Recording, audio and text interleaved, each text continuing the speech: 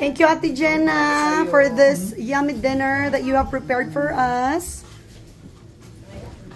So ito yung ating ulam na shrimp na may sahog na upo. Mas marami ang shrimp kaysa sa upo. So yung upo yung isinahog. Oh, thank you.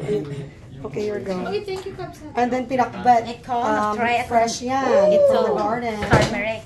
Ito, mayroon na ako ate sa inyo. Ganito siya. Wow, bongga. Ito, kainin ko lang ganito Okay. And ito yung aming steamed guests for tonight. Diba? This is Elder Munoz from Cavite. And Elder Villanueva from Iloilo. Mabuhay! Ganun naman diba? Mabuhay! See, ang saya. What are the chances na dalawang Filipino missionaries yung ginawang mag-companion talaga? So, elders, how long have you been together as companions? biglang nag-interview, di ba? One cycle. One cycle or one transfer? You call it one cycle now? Yes. It's kind of the same as Yeah. Well, I was just, wondering kung parang nag-iba na rin yung mga salita na ginagamit natin. So, ano ang one cycle na ngayon? Gaano katagal? It's still 6 weeks pa rin. Okay, good. Yeah, it's still the same.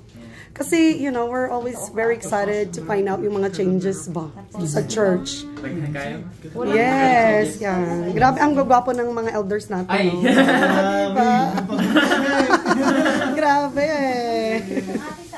Yeah, so yung mga nakakakilala sa mga missionaries na to, they are doing great.